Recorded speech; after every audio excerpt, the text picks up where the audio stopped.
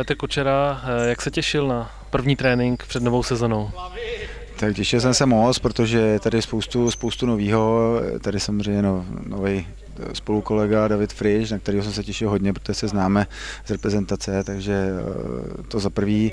Jsou tady noví hráči, dva úplně noví ze Sparty, takže ty by nám měli hodně pomoct, takže Mario Křemu znám taky z repre, takže super kluk, který nám hodně směrem dopředu pomůže a Slamák samozřejmě legenda futsalu, takže pro nás obrovská posila a jeden velký návrat Tomáše Vnuka, našeho hráče, že jo, se vrací zpátky domů, takže věřím, že tým bude velmi silný a já se na tu sezónu hodně těším, takže mi to celkem to volno uteklo, protože se furt něco řešilo.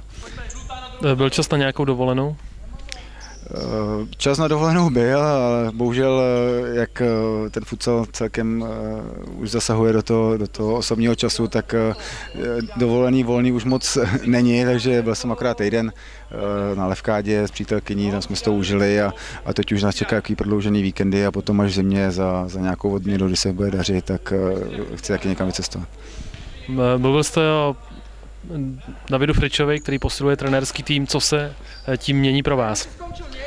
Tak pro mě se mění hlavně to, že všechno nebude už jenom na mě, tak po dlouhých letech si snad i trošičku u toho trénování odpočinu takže to za prvý, protože do té doby to byl vlastně jenom hrající asistent Tomáš Tverák a víceméně tréninky jsem dělal jenom já, takže teď se o to budeme dělit, každý bude mít na starosti něco takže pro mě je to velký plus, co se týká nějaký pomoci.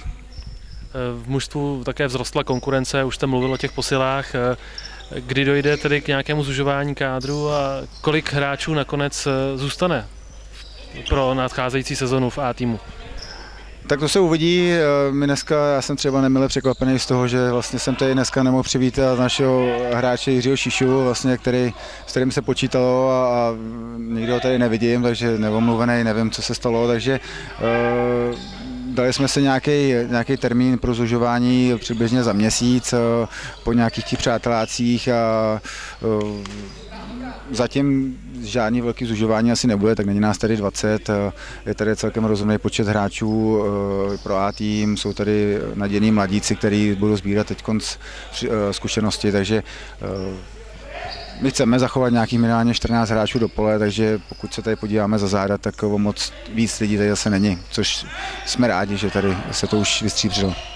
Jak bude vypadat příprava a které přípravné utkání se hrajete? Tak příprava bude celkem náročná, hlavně pro kluky, tak my už pro nás to tak náročný nebude, ale budeme teď z první myslím si možná, že 3 týdny je tam každý den trénink, o víkendu je volno, je tam regenerace domluvená, takže aby se taky kluci odpočinuli, zrelaxovali. A co se týká přáteláků, tak tam první zápas máme vlastně v kombinovaných sestavách proti sobě s klukama někde z začátku srpna, potom budeme hrát s Jirigem, tady plzeňský derby a potom myslím si, že velká zkušenost v podobě 3 kvalitních soupeřů.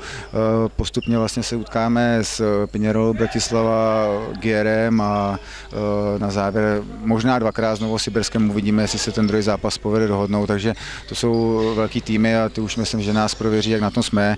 Pak máme generálku vlastně s Teplicema, takže na konci srpna. Ještě jsme nezmínili, že posílení došlo také v trenérském týmu, co se týká golmanů. Určitě s Davidem přišel Mario Vozár, tak vlastně loni nás trápil na palubovkách ještě aktivně, letos nám bude s golmanama pomáhat a myslím si, že to je příjemná změna. A celkově si myslím, že se ten realizační tým zprofesionalizoval, protože máme i 2 fyzioterapeuty kvalitní, kteří se tím živí, takže profesionály a myslím si, že ten servis ke klukům bude na vysoké úrovni. Jaká je situace konkrétně, co se týká golmanů? S kým počítáte? Kdo se s vámi připravuje?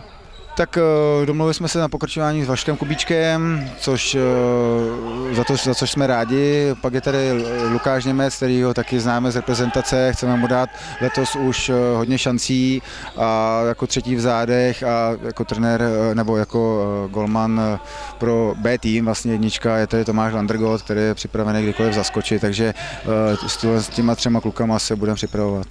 Díky za rozhovor. Já taky děkuji.